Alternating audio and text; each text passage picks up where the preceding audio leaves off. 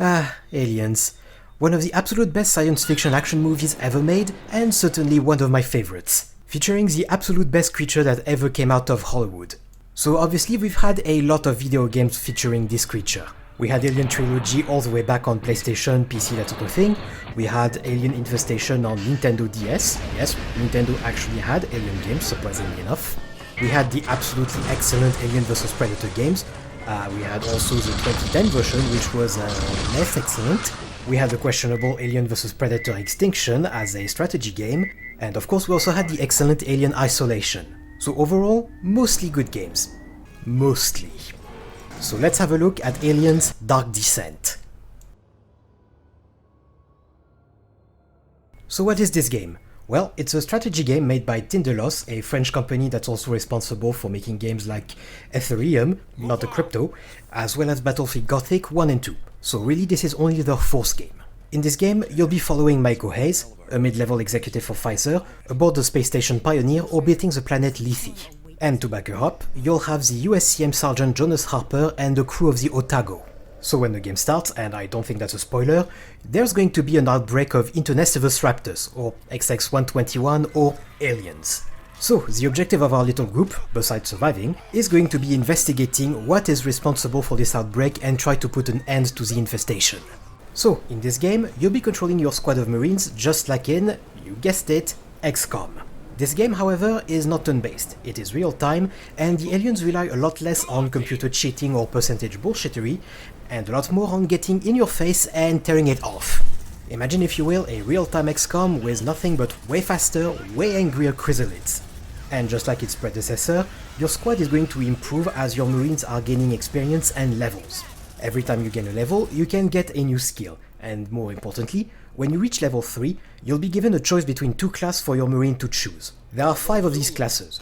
You have the Sergeant, to give extra command points and yell at your guys. You have the Techer, whose main job is to hack the lock of certain doors, and he also has a drone to divert attention and get nudes of the Queen, obviously. You have the Recon class, whose main job is to clinton the enemy patrols. You have the Medic to raise your unconscious squad members or give Ritalin and Adderall to those who are losing their shit. And obviously you have the Gunner, whose job it is to carry the Xeno Vaporizer 3000. But then obviously there is also the equipment of your guys. Every single person has a primary, secondary and special weapon. Every single one of them you can research once you get access to them, unlocked by either obtaining a marine of a certain class or a certain level. You have the Incinerator that allows you to create flame wall, and it took me a while to understand you could drag and drop to create a bigger wall. You have the Mines to give Xenos a Vietnam experience. You have RPGs to improve the Vietnam experience, and finally you have the Sniper Rifle to give the Xenos the Huskok experience. For the secondaries, you get the choice of revolver or submachine gun, or the basic pistol, though to be completely honest, I never used any of them because they were fucking useless. In addition to the weapons that are unlocked for everybody when you research them, you can also give extra equipment to each of your marines individually for a separate cost. For example, you can equip your marine to have more carrying capacity for tools, medical supplies, or for ammunition, which is going to be very important soon. Beyond that, each class is able to select some gear specific to the class itself. For example, if you pick the Sergeant, you can take a backpack that will increase your command point by 1, and it can be further upgraded in order to reduce the time needed to regenerate a command point by 10 seconds. Each of your class is going to have 3 of these upgrades, usually with one being completely useless. For example, the gunner is able to put his smart gun on a tripod and use that as a sentry gun. The problem is, he's going to then be fighting with a secondary weapon, which, like I said, is pretty damn useless. So you have no reason to use that ever. And to touch on another point, if you remember the original movie, the crew of the Sulaco had some quirks, to say the absolute least. This is also reflected in this game by the trait of your marines. And oh boy, this crew is a clown show. First, there are no positive traits whatsoever. Second, some of the traits are fairly negligible, like the trait Unfit that just reduces your marine health from 6 to 5, but you also have some like Kleptomaniac who are going to be reducing your supplies by 20 at the end of a mission, or some that are going to be reducing the amount of command points you have available if 2 or more of these marines are present inside of the team. You might be thinking, oh, but it's just a command point, that's not a big issue. No, you're completely wrong. Because you see, these command points are what is needed in order to use your special weapons, and 9 out of 10 times, it's a special weapon or abilities that allow you to survive, let alone complete your objectives. Speaking about objectives, they're separated in two categories, your primary and secondary. The primary objectives, of course, are used to advance the story. Your secondary objectives are completely optional, but if you want your Marines to be any good, you will absolutely need to also complete the secondary objectives.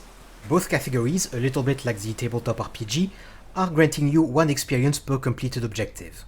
And speaking about the tabletop RPG, which I love and have all the content for, I have the sneaking suspicion the developers at Tindelos also like the RPG because the maps look exactly like what you would find inside the books. And just like in the RPG again, most of the maps have multiple levels. We are talking about a first and second floor, usually, and then 1 or multiple underground levels in which you can guess what you find.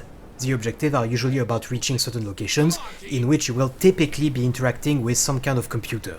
On your way there though, you'll be collecting several resources. The first one is the tools which you will be using for welding doors, interacting with certain encrypted doors, or just repairing stuff in general. You have your medical kits for when your Marines require a band-aid or some Valium. You have the supplies that will allow you to buy stuff when you are on the ship. And the last one is ammo, which is obviously to be able to continue shooting. And usually it's also your best indicator that you need to get the fuck out.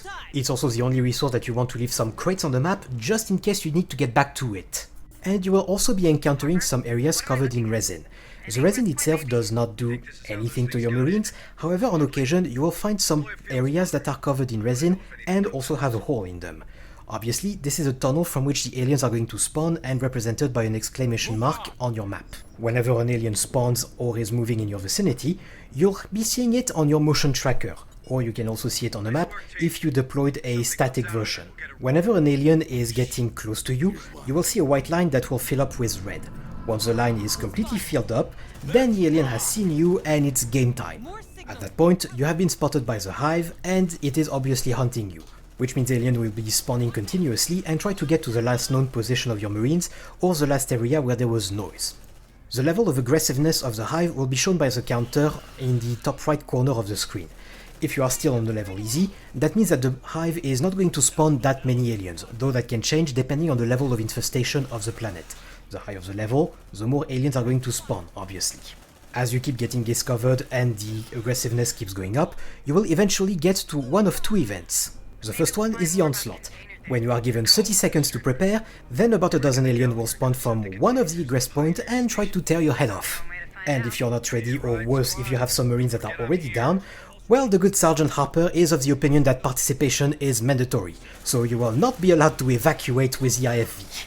The other event is the spawning of a Type 2 xenomorph, which is either a crusher from the goddamn Randy Colonial Marines, or a good old classic, the Praetorian, which behaves nothing like a Praetorian, but more on that later. The most effective way of getting rid of either of these is to use one of your 2 best friends, narrow corridors and sentry guns.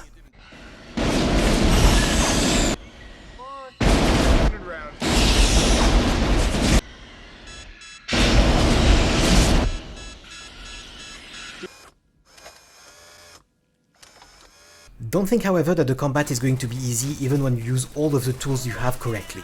Personally, I think the game should really be played in nightmare mode. That way the aliens are going to get considerably more health and they're going to keep you on your toes the entire game. Which is a good thing because sadly there is not a lot of variety in the enemies. Every single time you encounter a new one, there's going to be a little video introduction, which personally I like, but there is only 7 alien types. Obviously you're going to have the facehugger, which you might expect jump on your face immediately whenever they get close to you, but unlike what you see in Alien Isolation, Alien vs Predator, or hell, even in the cinematic on Pioneer Station, they will get close to your Marines, stop, and then spend a few seconds for them to shoot while they calculate the optimal jumping angle. This interaction is so painfully slow that I only got 1 Marine facehug and it was in normal mode, not in Nightmare. We're also talking about the retarded gestation from Alien Covenant, where the chestburster essentially appears immediately, even though you encounter a bunch of infested survivors who had been running around for days or weeks. And talking about chestbursters, they make a few appearances, but they're always shot immediately, so they're not actually a factor. The first full-grown aliens that you're going to see is obviously the drone from the original Alien movie, and beside patrolling, you will sometimes see them either sleeping or trying to ambush you from vents, which they have a very bad habit of staying in for a very long time. It can get really infuriating when you have one inside of a vent for multiple minutes and blocking your path to your next objective. Then you have the warriors from Aliens that you can recognize from the crest on their heads, They are a little bit tougher than the drones and they can leap on your guys to knock them down. You have the runners from Aliens 3, the little shits that run super fast in the corridors and leave you a fraction of a second to kill before they trigger the hunt. You got the Crusher from Colonial Randy's, a big hulking beast that is heavily armored with a lot of health points that can charge or do an AoE stomp attack, and the only good idea out of Colonial Marines, if it had been correctly coded, that is. Then we have the Praetorians that are not doing anything they're supposed to be doing. In AVP2, in the comics, or in Aliens Fireteam, they're shown to be these big hulking bipedal tanks essentially that are guarding the Queen's Chamber, but in this case they are essentially a spongious screamer zombie. If you wound him too much, he will run away from you and potentially come back with full health, but his main job is really to just ambush and scream to attract drones. He's not even that dangerous by himself. And then obviously there's the Queens, the strongest, most dangerous enemies. And complete pushovers. That might be because we're using the version from the Aliens movie, where they are actually pretty damn slow. This is not the Queen from the AVP movie or the games. Which means she is extremely sensitive to the strategy of putting your sentry guns down somewhere and just attracting them inside the line of fire. In addition to the aliens, you'll also be fighting some humans. It's not as bad as Colonial Marines, don't worry, you're still going to be fighting aliens most of the game. But I am a little bit disappointed by the variety of aliens because even in Colonial Marines, I know, we had the Spitters, Aliens Fireteam added the Stalkers. Inside of the comic book there is also a variety of other creatures that could have been added. Hell, the mod for Space Station 13 has more aliens than this game. But anyway, one of the major issues of the game is not with the enemies. It's actually going to be with the movement of your squad. By this, I mean there is absolutely no way of having the squad move separately, even momentarily. This is a particular issue because each of the squad members is going to remain in the same position throughout the entire game. You cannot rotate your marines, for example, which means if you want your sniper to use his silenced rifle in order to get rid of some of the patrols, then you're gonna have to move the entire squad back and forth and hope that the sniper finally gets line of sight. It's extremely annoying when you have, say, a runner coming to you and you only have a fraction of a second to line up the shot. But anyway, fighting cosmic horrors is actually very stressful for your marines, so we go to a part that I actually like, and it's kind of a Lovecraftian sanity system. Whenever you fight humans or when you are discovered by aliens and become hunted, the stress of your marine is gonna start increasing. Obviously, being hunted is far more stressful than just fighting humans. So whenever the stress meter of your marine is reaching 100%, a debuff is going to be added to him. That debuff can cause a reduction in command point, it can be a reduction in accuracy, it can be a reduction to bravery, which is going to make him get even more stress even faster. And as you keep accumulating these points, eventually when you go back to base, he's going to get space PTSD. By this I mean an additional condition is going to be added to the marine. It can be something relatively inconsequential, like for example your marine being scared of fire, so every time you give an alien a napalm shower he's going to be more stressed. Or it can be something more annoying, like using more ammunition or being stressed when starting the mission. Now, there are a few ways to mitigate the stress. The first one and most important is to weld yourself in certain rooms, indicated on your map by a greenhouse, and just sleep it off, which ironically is also a functionality in the tabletop RPG. When they wake up, the marines will have lost 100 stress plus or minus the modifiers. The other way of relieving stress is obviously drugs. As long as you have some medical supplies, you can just give a pill to one of your marines and he's going to relieve some stress.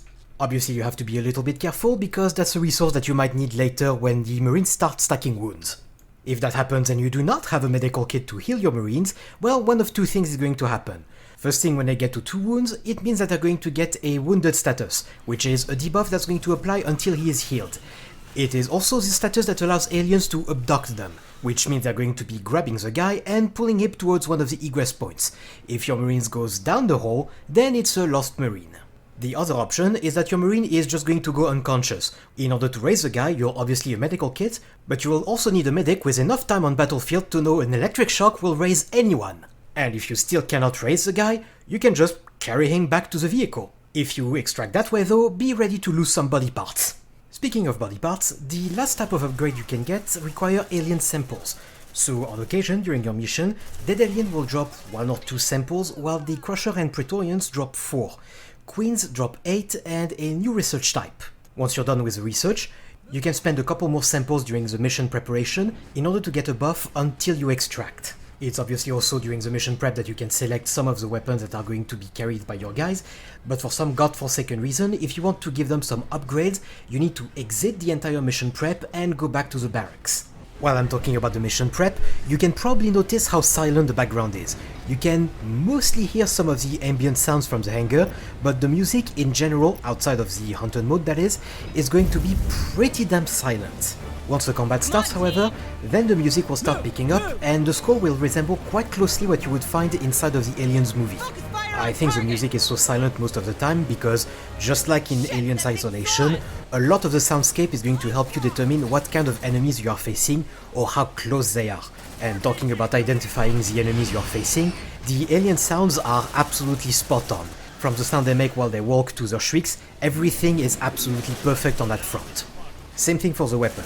You obviously have the classic sound of the M41A pulse rifle firing, you have the M56 smart gun, you have the sentry guns, you have the M240 incinerators. All of the weapons sound correctly for the movies or for the games that we've had before. The part that is not so good, however, is in the voice acting department. If you remember the first movie or the Adlis Hope scene in the extended edition of Aliens, nobody sounds like a hillbilly caricature, but this time, however, they are comically bad.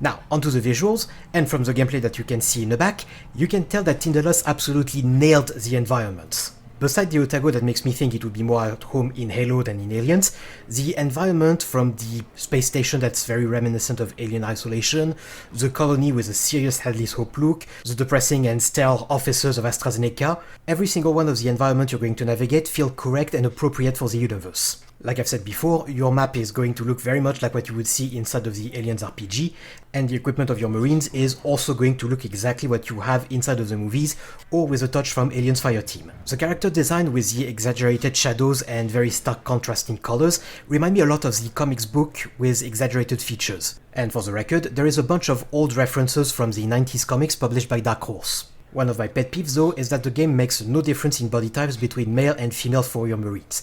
And in terms of facial animation, it's also extremely basic. Outside of pre-rendered cinematics, the facial animation are either non-existent or very average. The animation of your squad, the vehicle, and even the aliens are really choppy, stiff, and they suffer a number of clipping issues and bugs. The one that annoyed me most was the aliens dying and just being frozen in position until I decided to extract. It's one of these rough elements that make me really wish that the game had remained in the oven for a month or two. Speaking of rough, we can talk about the writing and the story. If you don't want any spoiler, go to here.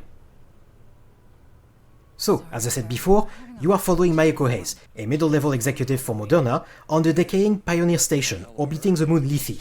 She is every bit a company woman who wants to do her job by the book, which is not exactly easy when her superior is considerably more, permissive. But because this is still a horror game, she has to be a bit dumb. So when it turns out that the last shipment from the surface is considerably more aggressive than expected, Hayes decides to go down on her own. Once she goes down, she realizes that maybe this is not particularly safe, so she grabs a 1911 lying on the ground before investigating the container full of eggs from the shuttle that is getting ready to depart. Don't ask me how anybody in the shuttle is still safe. Since there are some skittering noises in this hangar where everybody is already dead, she decides there is probably something dangerous in there, so she decides to pick up a welder to try to seal the doors. Very lucky for her, she is facing a very polite drone that lets her do so. Right before he rams his head into the door and realizes bashing your head into a bulkhead is painful. Having ran back to the bridge, Maiko informs the director of the state of the hangar before power is cut, and she is introduced to Xenomorph's favorite mean of travel, vents always conveniently sized for 2 meters tall monsters. Or in this case, way more facehugger than there were eggs. Hayes discovers that the comms room has been completely wrecked. After dropping the first movie quote of the game, she decides the only course of action and preventing the shuttle with more eggs to escape to Earth is to trigger a quarantine protocol with the satellites put in orbit that starts shooting everything out of the sky. That gives us our first look at a full-grown xenomorph, with a sleepy drone very displeased by all this racket. And choose a bit of a cat-and-mouse situation between Hayes and the drone, before she eventually meets up with Sergeant Jonas Harper and a couple more Marines. As you flee towards the hangar, it becomes fairly obvious that our good sergeant is a little bit of a psychic who can sense the hive activity. Right before the team is evacuated by the sassy Cheyenne dropship pilot, Corporal Hunslet. Once aboard the now crashed Otago, you learn from Sergeant Scarface that all of the officers are dead and the only wish of the captain was for Harper to take the lead. Considering the lack of manpower on board, Harper essentially makes Maiko his XO on the ship, while he'll be going with the team in the IFV just like Gorman in Aliens, just less incompetent.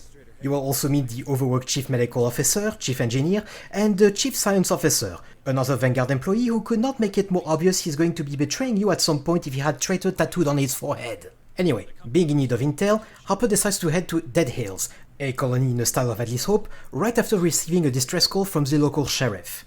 There is some friction between him and Maiko, but they both try to make the best of a bad situation. Once on site, it becomes pretty damn obvious the creatures are present, with some hive tunnels visible on the surface, and the odd drone patrolling. Of the few survivors, one of which introduces you to the awesomeness of sentry guns, some of them have a strange take on the creature bursting out of their chests. As the Marines keep exploring, they eventually find out a manifest on the container, identical to the one delivered to Pioneer Station, also filled with Oromorph, the actual name of the eggs. The discovery is very rudely interrupted by your first Type 2 Xenos, the Crusher. After dispatching it and collecting some samples, you learn you need to head to the colony mines because the director holds the encryption key necessary to open the manifest. If, like me, you're a fan of the movies and the game, you know where this is going, and yes, you discover your first hive and eventually, your first queen. Once the bitch is dead, you can free the cocoon bodies, finding the dead director, as well as a still-living veterinarian that got snatched through a vent earlier. Once back on the surface, you get to evacuate and return to the Otago for some well deserved rest in the med bay and discover what PTSD you probably have. From the decrypted manifest, you learn that the container was sent through the local spaceport, which Harper is very keen on aggressively inspecting, while Hayes is far more concerned about constructing a satellite to warn passing ships. Upon the revelation that the Sergeant is from this moon and won't let his people to die, Maiko becomes more receptive and concedes that the mission would allow to get more resources to build the comm satellite, and also allow to rescue some survivors as well as continuing the investigation on the xenomorph threat. After you deploy on location, it becomes quickly apparent the inhabitants are no more friendly than the creatures, as in pickaxe in your face unfriendly, while invoking the name of a guy called Marlowe. And if you think you have heard this name before, that's because he's the captain of the ship that discovered more eggs on the LV-426 in Alien Isolation. You're going to be facing only humans for the first half of the mission, but eventually during a firefight, a drone will make its entrance, and the last local alive is more interested in having a snuggle struggle than shooting the abomination. As you progress inside the buildings, going after hostages, you are introduced for the first and last time to IEDs and runners, the little squishy shits that dash through the entire map in seconds. Did I mention I hate these things? Anyway, as you reach the command center, the game introduces you to its Games Journal warning, where it informs you you're going to be facing a horde, so you should probably prepare yourself and cover your angles. After the fight and another big migraine for Harper, you discover the refinery might be the source of the infestation. On your way to the elevator to return to the Otago, you notice a CM-88 Bison, the same type of spaceship as the Nostromo, docked below, which I honestly thought was going to be the way for the Marines to escape once every important character had died. Once back at ground level with the ARC, the shipping manifest you recovered indicates a neighboring hangar hosts resources and parts Maiko needs for the satellite, giving you the privilege of learning the stealthing mechanic of this game by trying to avoid sleeping Xenos to reach the Queen's chambers, or, you know, my favorite method. Let's rock!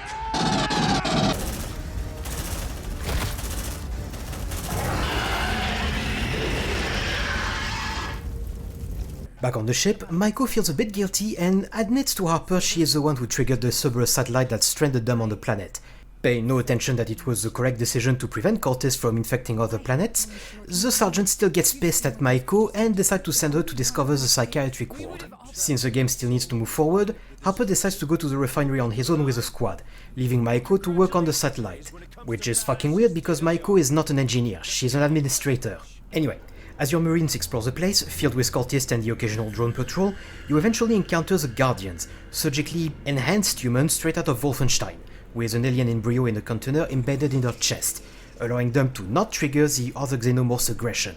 A bit weirdly, Marines make very little comment about the gruesome state of the Guardians, only Maiko does, and they just pick up a kick out of the corpse. From a group of survivors, you learn that the court, going by the name Darwinera, had been doing some genetic experiments and dropped the name Cassandra a few times, a name that immediately rises up the good sergeant. Like almost every single mission, the trail leads you deeper inside of the installation, where you meet the Praetorian, which, like I mentioned before, acts nothing like a Praetorian from the previous games. Maybe the developer thought it would be a bit too much with the Crusher already rushing you and being a tank, but the Praetorian is actually running away from you. You're going to eventually encounter it deeper as you go through the installation, and his function is really to summon more drones when he shrieks. As you keep going forward, you will eventually find another queen, before being directed to the shipping area. Since it is a dead end and Harper is sensing another big horde coming, he decides to take the elevator with the ARC to support you. Even though at this point you probably have a shitload of sentry guns. Problem is, it was a predictable trap and you are now stuck in this room. After Marlowe has some fun taunting Harper and a few hordes of aliens are defeated, Onset makes an attempt at blowing a hole to get to you, but turns out the Cheyenne weaponry is not powerful enough to blow up the roof. I will remind you that the Cheyenne is capable of delivering nukes. Despite my ammo counter vehemently disagreeing, the game tells me that the situation is getting more and more desperate. So Maiko, being the obvious hero of this game, she makes the decision of heroically sacrificing her satellite by shoving it full of C4. Something that would not have done more damage than the Cheyenne weaponry.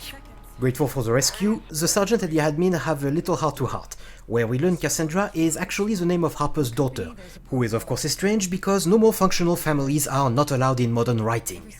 After a visit to the lab where Dr. Obvious informs us that the Guardians are not being attacked by xenomorphs because of the embryos they carry in their chest, which, the video made pretty clear already, and makes also a promptly rebuffed request for live specimens, you receive an alarm call from Hanslet telling you xenomorphs are moving onto the Otago, triggering the ship defense section. Or it should have been, but the thing is, the Otago is not present anywhere on the map. What it really is a bunch of open-air rocky passages that are funneling aliens towards your position, and the aliens are not even spawning constantly. All you're really going to do in this mission is use a power loader to deploy some plasma sentry guns. It's painfully obvious this mission was supposed to be the equivalent of what you had in XCOM 2, where a UFO uses some sort of EMP to bring your home base down and you have to resist an invasion.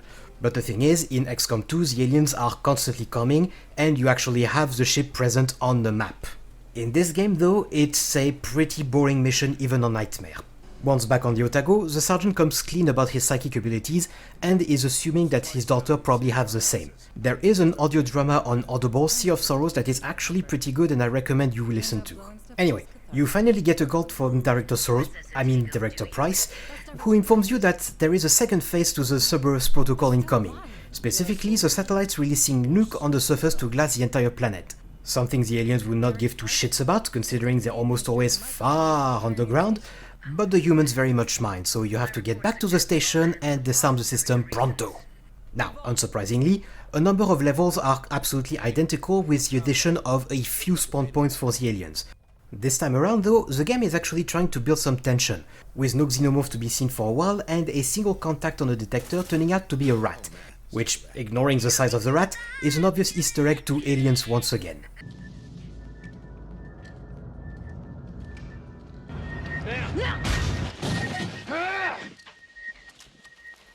Good one, Hudson. Sir, we have...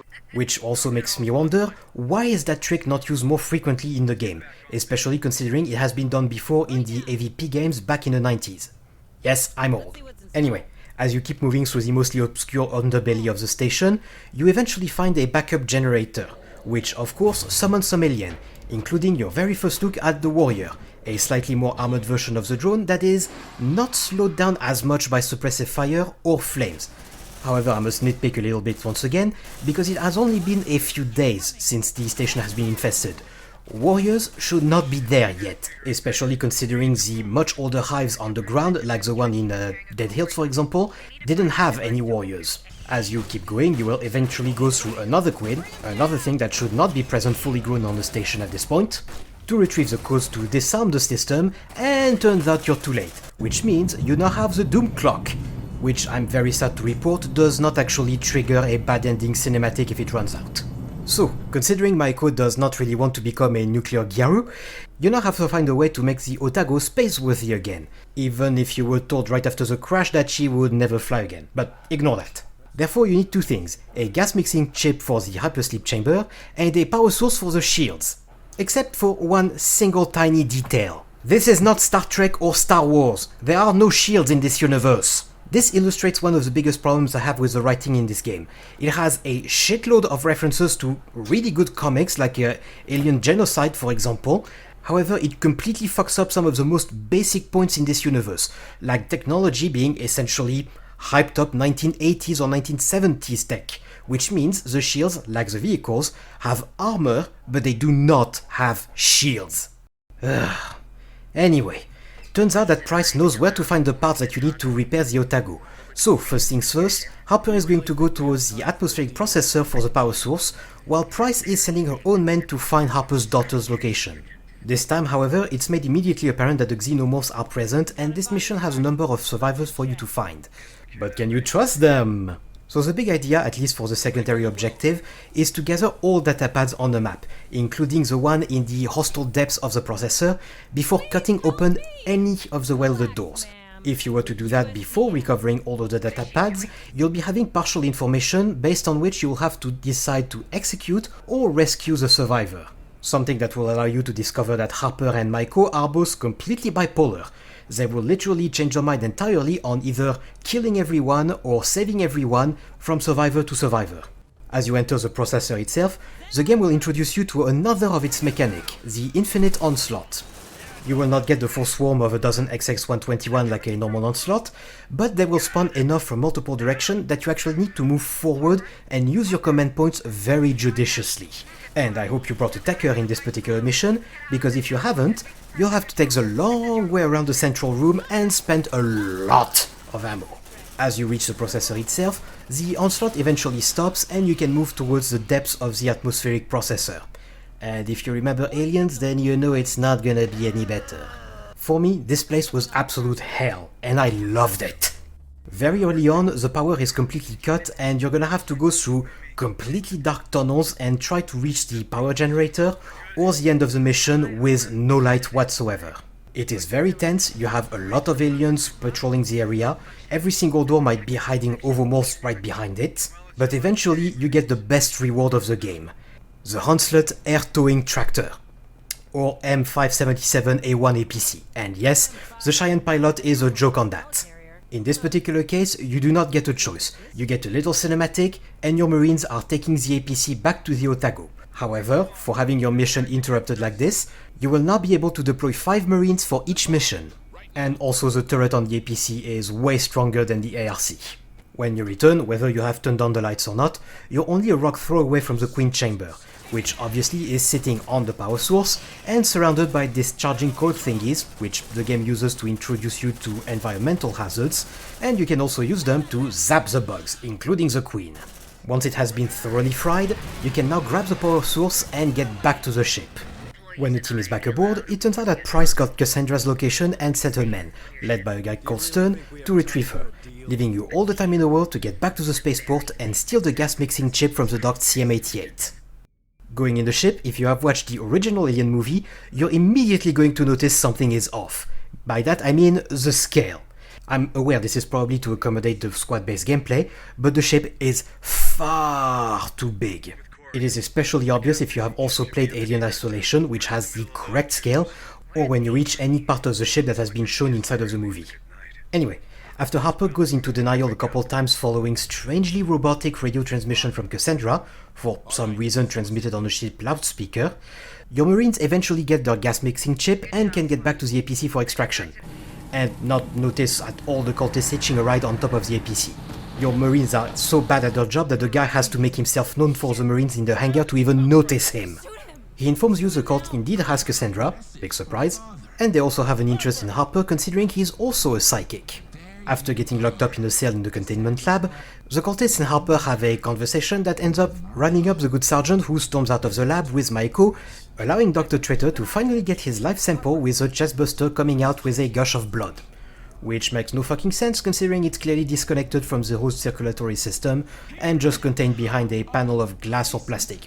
So I got no fucking idea where the blood came from.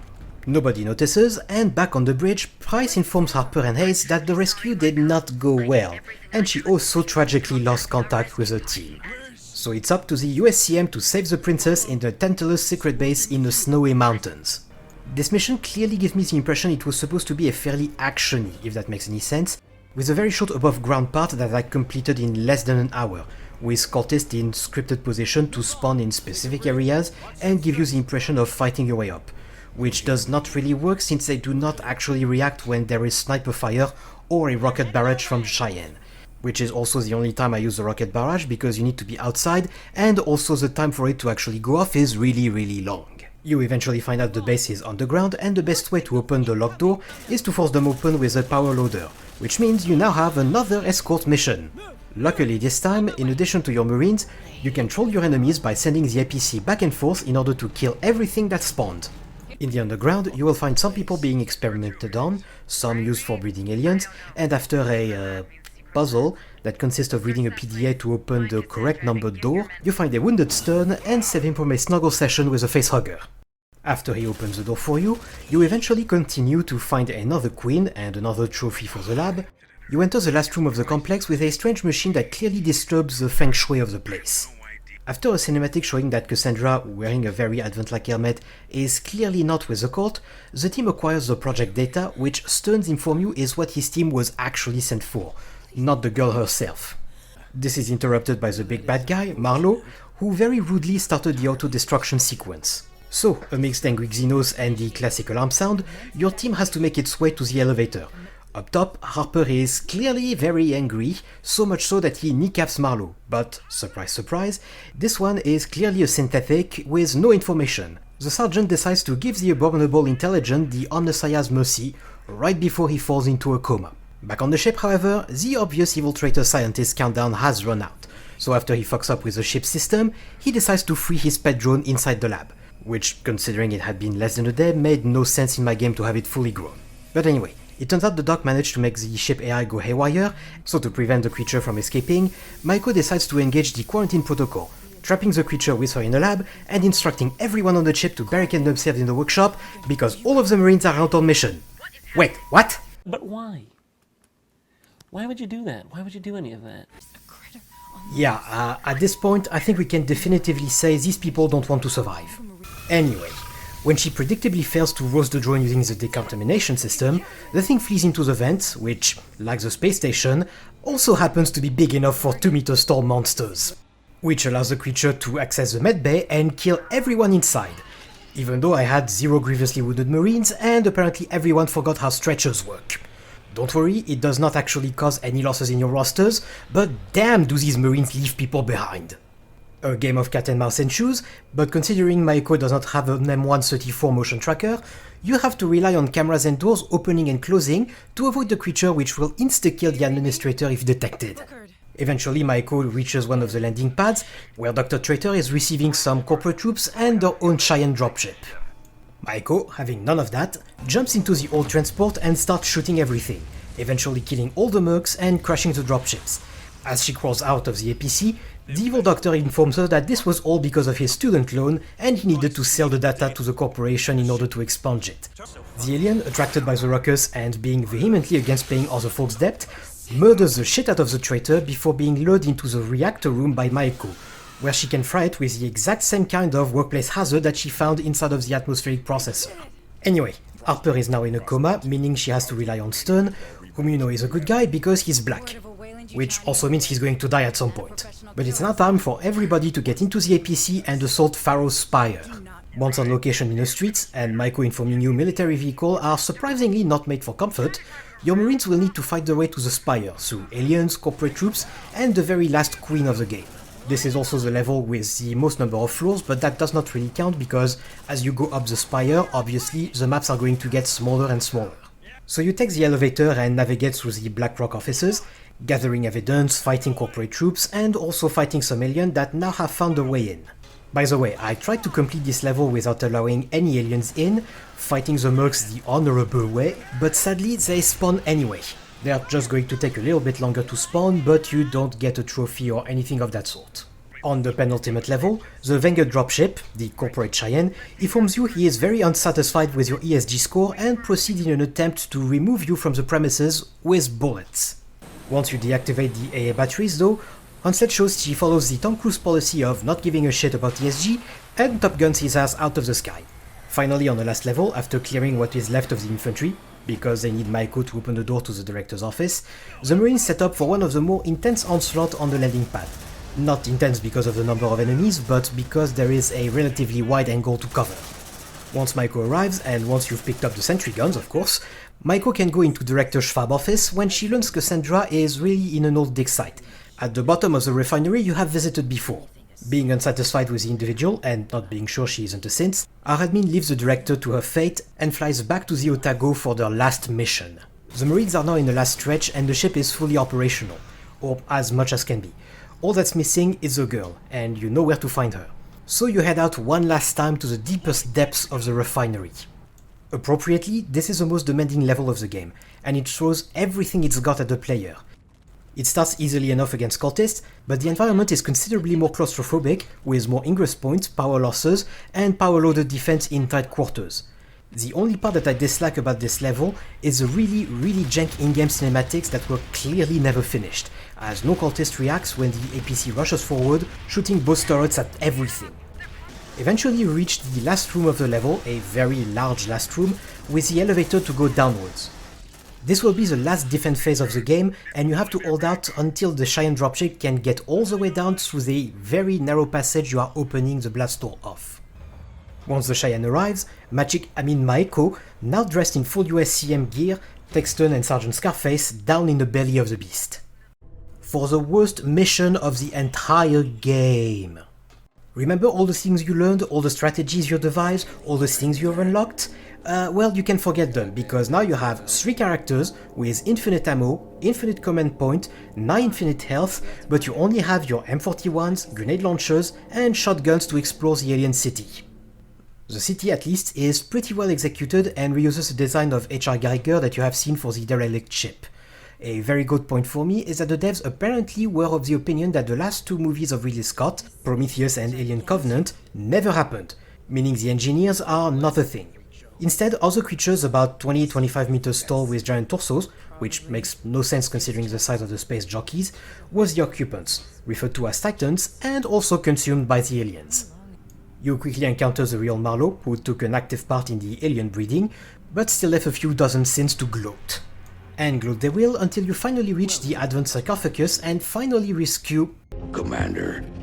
Cassandra. All is not well though, as the Titan encountered before that had been infected gave birth to a Xeno-Titan, a giant monstrosity without leg but with a very long prehensile tongue. After hitting Sergeant Scarface and swatting Stun like an insect, told you the black guy was not safe, a long chase back to the beginning of the level ensues. The creature is completely immune to weapon fire, and you can only stun it by firing grenades at it. As you get close to the beginning of the level once again, in the usual horror movie cliché, the slow, lumbering creature somehow manages to get between the characters and the exit. As it's about to kill the heroes, Hopper connects to the hive one last time to freeze the creature in place, allowing for Maeko and Cassandra to escape, but pops all of his aneurysm at once and causing his death. Our only surviving hero rushes to the top of the elevator with her ward and embark onto the Cheyenne with the remaining Marines still holding on to the LZ. As the Cheyenne exits the mine, followed by aliens despawning as they reach the doors, you see the satellites have already started dropping the nukes, meaning as you reach the Otago, it launches into space, taking a beating, but eventually leaving the interdiction zone thanks to its, shields. Therefore, mission accomplished, as despite the severe beatings the Marines took, Cassandra is alive and, well, somewhat well, despite Daddy Dearest lying dead and everyone goes to sleep to return to base. Overall, I would say the writing is sub-average, with some pretty glaring plot holes and inconsistencies. There is a ton of references in the game, some relatively known like Hunslet's name, some that are far more obscure that seem to be taken out of the comics. For example, Maiko Hayes is very likely inspired by Machiko Noguchi, the main character from the original AVP comics from 1989. That character works for the Chigusa Corporation as opposed to the Wayland Yutani, and goes from an executive putting the company first to protecting those that she now sees as her people. Other references are coming from the Alien Genocide comics, for example, like the Xenozip and the gel armor to neutralize the acid. There are also copious amounts of quotes from the movies, like the shotgun being for close encounters, but then you also have some that are making no sense in this universe, like service guarantee citizenship. It does not work because the United Americas are not a Heinlein republic. As I'm recording this, the game is being sold for 50 V-Bucks, and I have to compare it to Alien Fireteam that also cost the same amount with the expansions. For the same exact price, Fireteam has vastly more polish and more content to enjoy, though it's a different genre obviously. I have a very high suspicion that the studio simply did not have the budget to support the full ambition that they had, which again is a shame because the gameplay is solid, the combat is engaging, and the game needs just a little bit more to go from good game to excellent game, despite all of its problems. I'm also fairly certain that there is some DLC content coming, since even on Nightmare difficulty, the Doom Clock is very generous, and if you look at the mission preparation, you can see completely at the end, when you already have the achievement telling you that you have researched everything available, you still have 2 empty slots, making me think that we probably have a DLC or 2 DLCs with extra missions. In the meantime, and in my not so humble opinion, if you enjoyed this universe, you should get the game. It's the best strategy game that we have for the Alien universe, not that this is a very high bar, but I really want Tindelos to have a success under the belt to justify making a sequel. Maybe using content from the Alien Frenzy comic book this time, and who knows, maybe integrating Predators and AVP content as well. If you enjoy this type of long format review, you can like, subscribe, you can leave a comment as well. I'll make more of these reviews, I'll probably try to stream some of the content, and in the meantime remember, we don't leave sentries behind.